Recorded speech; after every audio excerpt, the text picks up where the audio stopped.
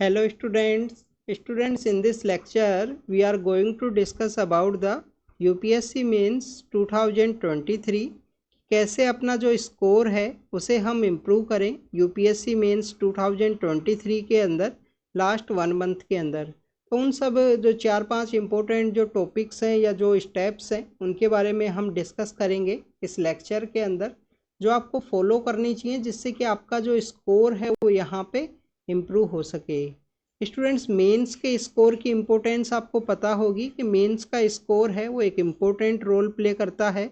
आपका जो service allocation है उसके अंदर इम्पोर्टेंट रोल प्ले करता है, क्योंकि नेक्स्ट स्टेप जो है वो पर्सनैलिटी टेस्ट का स्टेप है। तो इसके अंदर अगर आपके अच्छे मार्क्स होंगे, मेंस के स्कोर के अंदर अगर आपके अच्छे मार्क्स हैं, तो इवन पीटी के अंदर अगर 20 मार्क्स या 10 मार्क्स आपको कम भी अलोकेट होते हैं तो आपका जो सर्विस है उसके ऊपर इफेक्ट ना पड़े, आपको अच्छी सर्विस है वो अलोकेट हो। तो उन्हीं सब इम्पोर्टेंट टॉपिक्स के बारे में हम बात करेंगे, क्या स्टेप्स आपको लेने हैं, किस तरीके से जो लास्ट 25 डेज के आसपास का आपके पास समय है इसको किस तरीके से यूटिलाइज करना है, उनके बारे में हम बात करने वाले हैं इस लेक्चर के अंदर। स्टूडेंट्स, आपके जो मेंस के करंट अफेयर के कुछ वीडियोस हैं जो मैं जल्द ही आपके लिए अपलोड करूंगा बिफोर 30 अगस्त। आपके यहाँ पे जो मेंस के वीडियोस हैं वो अपलोड कर दिए जाएंगे करंट अफेयर के, जिसके अंदर polity, social issues and internal security के कुछ लेक्चर्स होंगे जो करंट अफेयर के टॉपिक्स लास्ट 1 ईयर से न्यूज़ के अंदर हैं, आपकी प्रिपरेशन के अंदर काफ़ी ज़्यादा आपको हेल्प करेंगे। तो जो 30 अगस्त के आसपास आपके सभी जो लेक्चर्स हैं अराउंड 10 to 12 लेक्चर्स के आसपास होंगे जो अपलोड कर दिए जाएंगे।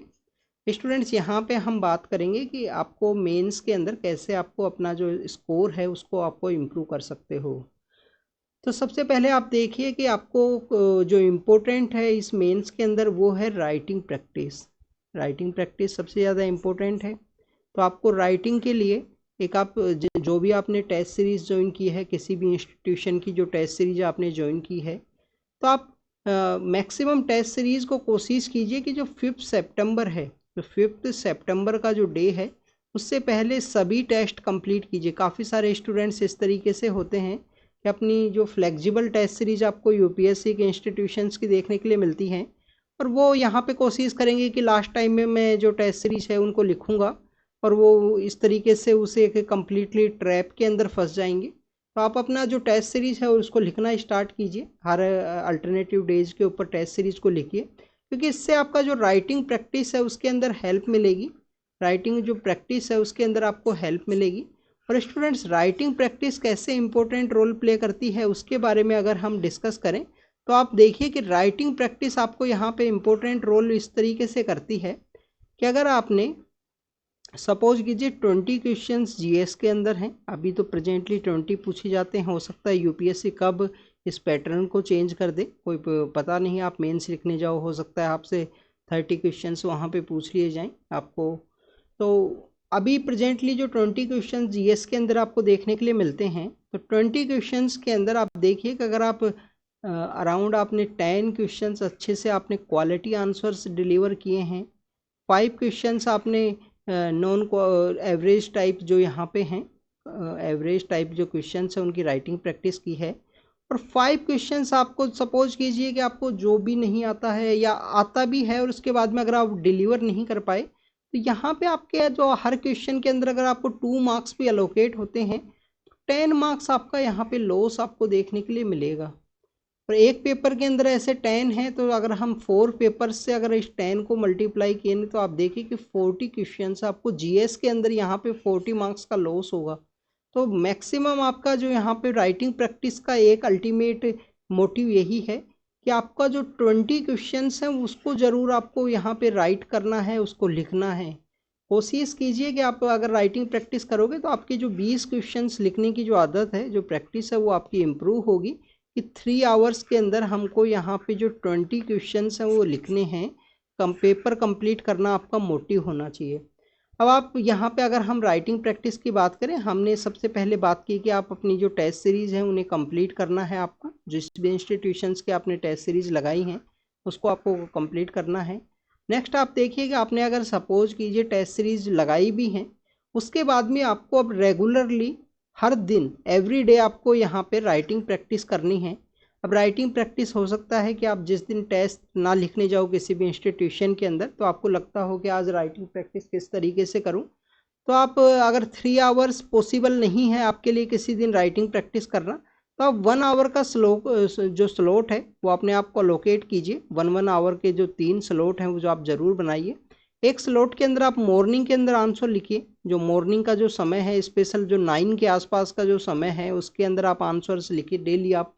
इसके अलावा स्टूडेंट्स जो सेकंड जो स्लॉट है वो आप 2 PM से अपने जो आंसर्स है वो ज़रूर से लिखना है यहाँ पे।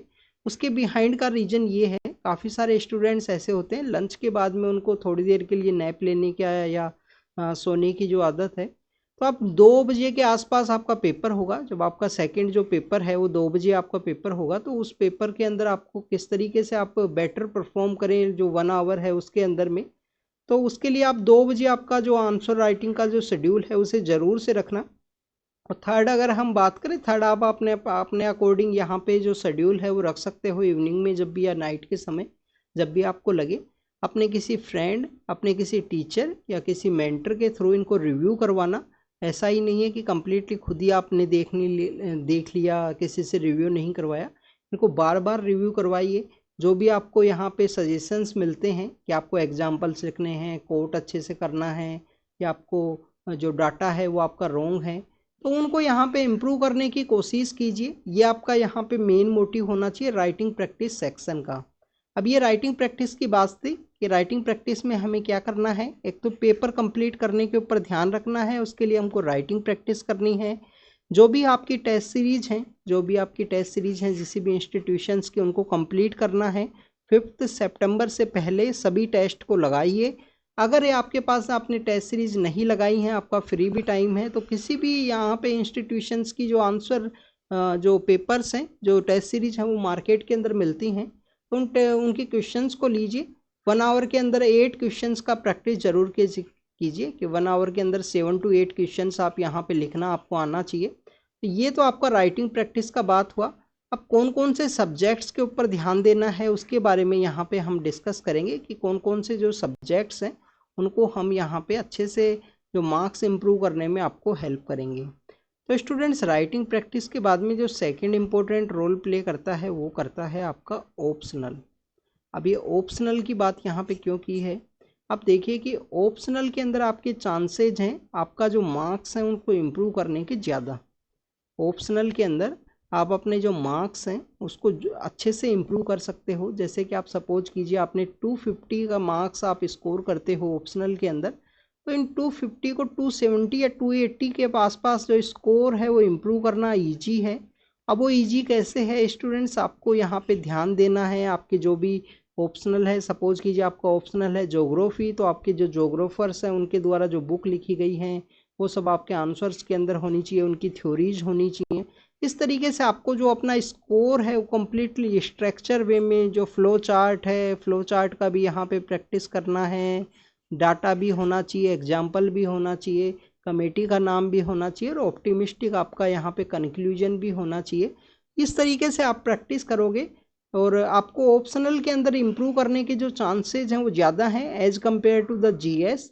काफ़ी सारे जो एस्पिरेंट्स हैं उनकी एक कमी देखी जाती है मेंस एग्जाम के समय, जो कम्प्लीटली यहाँ पे जीएस का ही आंसर राइटिंग करेंगे, ऑप्शनल को यहाँ पे नेगलेक्ट करेंगे। जैसे प्रीलिम्स के अंदर में बच्चे आपको जीएस रीड करते हुए मैक्सिमम दिखाई देंगे, और सी सेट को जिस तरीके से वो नेगलेक्ट करते हैं, तो उसका यूपीएससी ने देखो कितना चेंज किया है। सी सेट से ही, सी सेट इतना टफ है, इवन जीएस भी टफ ही होने लग गया कम्प्लीटली।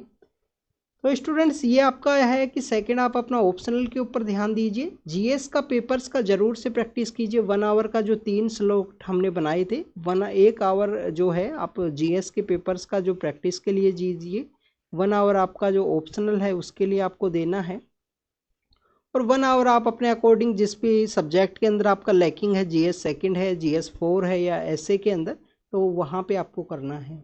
तो सेकंड आपका ऑप्शनल का हुआ। थर्ड जो इस इम्पोर्टेंट पिलर का यहाँ पे आपको ध्यान रखना है स्टूडेंट्स, उसके बारे में अगर हम बात करें, देखिए करंट अफेयर्स जो भी आपने रीड किए हैं, तो जिस भी इंस्टीट्यूशंस के आपने रीड किए हैं, उनको बार बार से रिवाइज करना। थर्ड रिवीजन एक इम्पोर्टेंट है, रिवीजन प्रीलिम्स के अंदर भी इम्पोर्टेंट है, यहाँ भी इम्पोर्टेंट है, तो उनको आप जो स्टैटिक पार्ट है, जीएस का पार्ट है, उनको रिवाइज कीजिए। अब आपको यहाँ पे एक बात और पता होनी चाहिए कि जो प्रीलिम्स के अंदर जो आपने जैसे लक्ष्मीकांत है, जैसे कि हमारा जो आर्ट एंड कल्चर के जो सब्जेक्ट्स हैं, इनसे भी काफ़ी बार कुछ स्टैटिक पार्ट के जो क्वेश्चंस हैं, स्टैटिक पार्ट के जो क्वेश्चंस हैं वो पूछ लिए जाते हैं। तो ऐसा नहीं है कि आपको वो भूल जाना है या आपको ध्यान नहीं रखना है, उनको भी आप अच्छे से ध्यान रखिए जिससे कि आप यहाँ पे स्टैटिक पार्ट के क्वेश्चंस को भी डील कर सकें। अब आपको यहाँ पे आंसर राइटिंग को इम्प्रूव करने के लिए, आंसर के अंदर जो मार्क्स है उसको इम्प्रूव करने की रिगार्डिंग में हम बात करेंगे स्टूडेंट्स आंसर के अंदर अगर आपको यहाँ पे इम्प्रूव करना है तो सबसे पहले आपका यहाँ पे जो इंट्रोडक्शन है वो अच्छा से होना चाहिए। इंट्रोडक्शन ऐसा ना हो कि राइटिंग प्रैक्टिस किया फिर उसको काट दिया फिर आपने लिखा आर्टिकल, तो इस तरीके से इंट्रोडक्शन नीट एंड क्लीन हो। आपको बॉडी पार्ट के अंदर जो भी आपको ड्रॉ करना है, आपको यहाँ पे फ्लो चार्ट ड्रॉ करना है, प्रो एंड कॉन्स आपको लिखने हैं या जो भी स्टैंड आपको लेना है, तो बॉडी पार्ट को क्वेश्चंस को केयरफुली रीड करना, क्या वहाँ पे पूछा गया है उसी हिसाब से आपको बॉडी पार्ट है उसको यहाँ पे कंस्ट्रक्ट करना है। और कंक्लूजन एक ऑप्टिमिस्टिक आपको देना है, ऑप्टिमिस्टिक आपका कंक्लूजन होना चाहिए, कोई नेगेटिव आपका यहाँ पे कंक्लूजन ना हो। तो कंक्लूजन पार्ट इस तरीके से हो स्टूडेंट्स। इंट्रोडक्शन के लिए आप यहाँ पे आपका जो स्टैटिक पार्ट है, जो बेसिक पार्ट है, उसको यहाँ पे यूज़ कर सकते हो या कुछ कैची लाइंस जो बोलते हैं वो आपको यहाँ पे होनी चाहिए।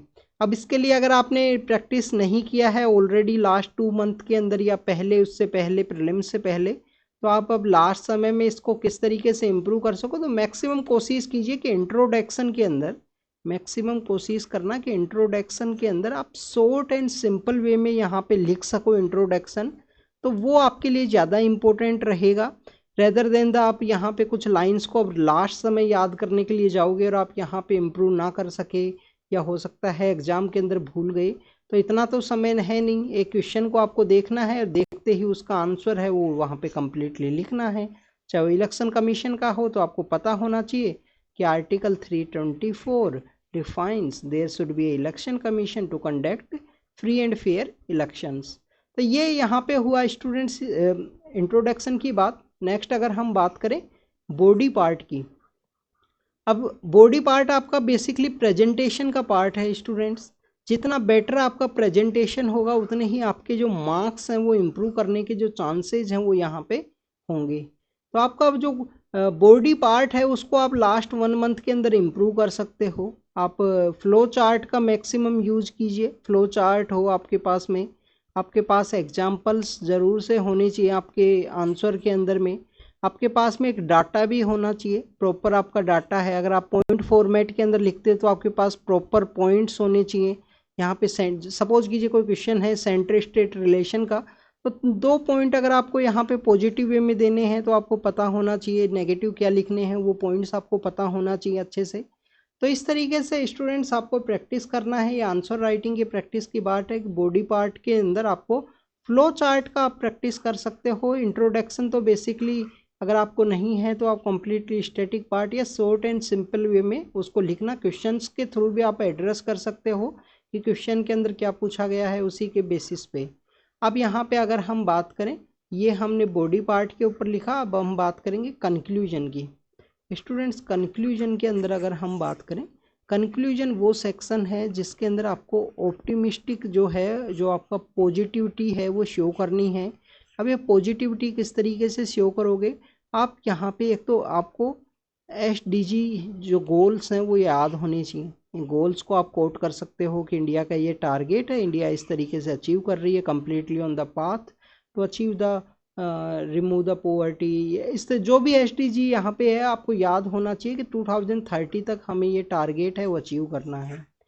कमेटीज़ के नाम आप याद रखिए, कोई कमेटी है फार्मास्यूटिकल के लिए, जो कोई कमेटी है कि इंडिया में फार्मर्स जो बेसिकली न्यूट्रिशन बेस्ड जो सब्सिडी है उनके रिगार्डिंग में जो अनुपम वर्मा कमेटी थी या डबल द फार्मर इनकम, कोई भी कमेटी है किसी भी सेक्टर के रिगार्डिंग में वो आपको पता होना चाहिए, वो आप कोट कर सकते हो। इकोनॉमिक सर्वे को भी आप उससे रिगार्डिंग में कोई डाटा है, कोई कुछ इन्फॉर्मेशन है वो आप कोट कर सकते हो। तो ये यहाँ पे इम्पोर्टेंट हुआ कुछ डाटा इन्फॉर्मेशन, उन सब के बारे में। अब यहाँ पे एक और टॉपिक आपको देखने के लिए मिलेगा स्टूडेंट्स, वो है कोटेशन। कि काफ़ी सारे स्टूडेंट्स आपको यहाँ पे सजेस्ट करेंगे कि अच्छे से जो कोट हैं वो आपको यहाँ पे एनालाइज करने हैं, कोटेशन आपको याद होनी चाहिए। तो स्टूडेंट्स याद तो होनी चाहिए, अभी भी आपके पास काफ़ी अच्छा समय है। कोट बेसिकली आपको जो कोट्स हैं ये आपको बेसिकली जो ऐसे का पार्ट है, जीएस का जो पार्ट है और इसके अलावा एथिक्स का जो पार्ट है, इन तीनों के अंदर आपको हेल्प करेगा, तीनों के अंदर ही आपको हेल्प करेगा। तो कोटेशन आप यहाँ पे सब्जेक्ट वाइज मैनर के अंदर आप तैयार कर सकते हो। जैसे कि आप देखिए एजुकेशन के रिगार्डिंग के कुछ कोर्स आप देख, मार्केट के अंदर आपको किसी ना किसी इंस्टीट्यूशन का मटेरियल भी मिलेगा ऐसे के रिगार्डिंग में, तो वहाँ से आप इनको कैरी कर सकते हो। तो एजुकेशन के कुछ इंपॉर्टेंट कोट, वुमेन्स के रिगार्डिंग में कुछ इंपॉर्टेंट कोट्स, टीचर्स के रिगार्डिंग में कुछ इंपॉर्टेंट कोट, इंडिया के रिगार्डिंग में कुछ, इकोनॉमी के रिगार्डिंग में, सिटीज़, अर्बनाइजेशन, ग्लोबलाइजेशन। तो ये जो इम्पोर्टेंट जो बेसिक डेफिनेशन है या जो बेसिक जो कोड्स हैं, कुछ अराउंड द आपको 50-60 कोड्स हैं, वो याद करोगे तो ज़्यादा बेटर रहेगा, जिसको आप लिख सको। और ये section wise subject wise manner में आपको करना है, जो कि आपको हेल्प करेंगे। अब यहाँ पे एक अलग सेक्शन की हम बात करें, हमने ऑप्शनल देखा था कि ऑप्शनल के अंदर आपके जो मार्क्स हैं वो इम्प्रूव होने के जो चांसेज हैं वो काफ़ी हैं। ऐसे ही स्टूडेंट दो और ऐसे सब्जेक्ट हैं जिसके अंदर आपके आंसर्स जो मार्क्स हैं वो इम्प्रूव हो सकते हैं। अब वो हैं ऑप्शनल। हमने फर्स्ट देखा था कि ऑप्शनल आपको बैलेंस करना है, डेली 1 आवर आपका इसका राइटिंग प्रैक्टिस ज़रूर से करना है। ऑप्शनल के अलावा स्टूडेंट्स ऐसे वो एरिया है जिसके अंदर आपका जो इम्प्रूवमेंट का चांसेज है। सपोज कीजिए कि एवरेज स्टूडेंट्स को 120 यहाँ पे अलोकेट होता है और आप अच्छे से यहाँ पे हार्ड वर्क करते हो तो आपको यहाँ पे 150। तो आप देखिए कि 30 मार्क्स का डिफरेंस है। ये आपको जीएस पेपर 1 के अंदर जो जीएस का जो पेपर है, जीएस पेपर 1, जीएस पेपर 2 और जीएस पेपर 3 के अंदर रेयरली देखने के लिए मिलेगा। कुछ ही स्टूडेंट्स हैं जो इस मार्क्स को इम्प्रूव कर पाएंगे। हो सकता है कि उनको सब्जेक्ट के अंदर अच्छा एक्सपीरियंस हो या सब्जेक्ट के अंदर अच्छी नॉलेज हो, वो स्टूडेंट्स ही इम्प्रूव करते हुए आपको दिखाई देंगे इन सब्जेक्ट्स में। और यहाँ पे भी इम्प्रूवमेंट आपको देखे स्टूडेंट्स इस तरीके से दिखेगा कि हाईएस्ट मार्क्स 120 हैं सपोज कीजिए और आपके 100 हैं। तो इस तरीके का आपको जो रेयरली ऐसा कोई आपको केस है वो देखने के लिए मिलेगा नहीं। यहाँ पे आपको 10 मार्क्स या 12 मार्क्स या 20 मार्क्स ये एवरेज है। यहाँ पे 30 मार्क्स आप चेंज कर सकते हो लिटिल बिट हार्ड वर्क के थ्रू ऐसे के अंदर। ऐसा ही एक सेक्शन है एथिक्स का, ऐसा ही एक सेक्शन है एथिक्स का जीएस पेपर 4, जिसके अंदर भी आपके जो चांसेज हैं इम्प्रूवमेंट के वो काफ़ी ज़्यादा हैं ड्यू टू द, आप यहाँ पे एग्जाम्पल्स आपको कैसे याद हैं, जैसे माइथोलॉजिकल एग्जाम्पल्स काफ़ी सारे स्टूडेंट्स कोट करते हैं अपने एथिक्स के आंसर के अंदर में। इवन रियल लाइफ एग्जाम्पल हैं, जो सिविल सर्वेंट्स हैं उनके आंसर्स भी यहाँ पे कोट किए जाते हैं काफ़ी सारे स्टूडेंट्स के द्वारा। तो आप कुछ ऐसे सिविल सर्वेंट्स की लिस्ट है उसे प्रिपेयर करना, उनके कुछ इनिशिएटिव्स जिनको कि आप कोट कर सको। कोई ऐसी इंपॉर्टेंट पर्सनैलिटीज़ हैं जो जिनको नोबेल प्राइज दिया गया हो, या अगर हम बात करें जिनको रमन मैग्सेसे जो अवार्ड हैं वो दिए गए हैं, इन पर्सनैलिटीज़ की कुछ लिस्ट बनाइए और उनका जो वर्क है उसके बारे में आपको पता होना चाहिए और उसको आप यहाँ पे कोट कर सकते हो। कोई भी आईएएस ऑफिसर है, कोई आईपीएस है, उनके यहाँ पे वर्क को आप कोट कर सकते हो अपने आंसर्स के अंदर। वो एक मेन इंपॉर्टेंट एरिया है आपका यहाँ पे एथिक्स को इम्प्रूव करने के रिगार्डिंग में आंसर। यहाँ पे अब ये नहीं है कि आपको एथिक्स की जो बेसिक डेफिनेशन है वो ही ना आती हो, वो तो आपका बेसिक पार्ट है, वो आपको करना ही होगा। एथिक्स की जो बेसिक डेफिनेशंस हैं कि एम्पैथी क्या है, सिंपैथी क्या है, वो जिस तरीके का जो बेसिक पार्ट है, स्टैटिक पार्ट है, वो आपको आना ही चाहिए। कैसे स्टडीज़ कैसे लिखनी है, हम यहाँ पे जो बात कर रहे हैं वो ओवरऑल बात कर रहे हैं कि आंसर के अंदर कैसे आप यहाँ पे जो अपना जो मार्क्स है वो इम्प्रूव कर सकते हो उसके बारे में। तो स्टूडेंट्स ये कुछ एरियाज थी जो आप जिनके ऊपर आपको अच्छे से ध्यान देना है। राइटिंग प्रैक्टिस डेली कीजिए। नेक्स्ट आने वाले जो 25 डेज हैं उनके अंदर में डेली 3 आवर लिखने का कोशिश कीजिए, क्योंकि मिनिमम आपको 3 आवर एक स्लॉट के अंदर लिखना है। और स्पेशल आप देखिए कि जीएस पेपर 1 से लेकर जीएस पेपर 1 और 2 का पेपर एक दिन होगा, जीएस 3 एंड जीएस 4 का पेपर एक ही नेक्स्ट डे है। तो आप इस दिन कोई प्रिपरेशन नहीं कर पाओगे, आपको कम्प्लीटली उस पेपर के आने के बाद में आप रेस्ट ही करोगे, नेक्स्ट डे आप लिखने ही जाओगे, क्योंकि आप जो आते वक्त जो टाइम पीरियड होता है 7-8 बजे आप अपने रूम या जो भी घर है वहाँ पे पहुँचोगे, और उसके बाद में आप आराम ही करोगे कम्प्लीटली, पूरा दिन आप लिख के आए हो उस हिसाब से। तो आपको पहले से ही अपनी जो प्रैक्टिस है वो कर लेनी है अच्छे से, राइटिंग प्रैक्टिस, जिससे कि आप वहाँ पे राइटिंग को अच्छे से परफॉर्म कर पाओ। कंप्लीट पेपर को कंप्लीट करने का यहाँ पे कोशिश करना। अगर कोई आपको क्वेश्चन नहीं आता है वहाँ पे भी आपको 1 मार्क्स यहाँ अलोकेट होता है, तो वो आपका हेल्प ही करेगा, इम्प्रूव ही करेगा आपका यहाँ पे ओवरऑल मार्क्स के अंदर में। तो थैंक यू स्टूडेंट्स, यही मेरा कुछ यहाँ पे आपको सजेशंस थे जिसके ऊपर आप ध्यान दीजिए। आपके जो करंट अफेयर के जो वीडियोस हैं वो हम आपके लिए जल्दी अपलोड कर देंगे। आपके कुछ वीडियोस हैं जिसमें इंटरनल सिक्योरिटी है, पॉलिटी का जो पार्ट है, और इसके अलावा सोशल इश्यूज, उन सबको आईआर का जो पार्ट है जीएस पेपर सेकंड के अंदर, उन सभी का जल्दी ही आपके लिए अपलोड किया जाएगा। तो thank you very much students.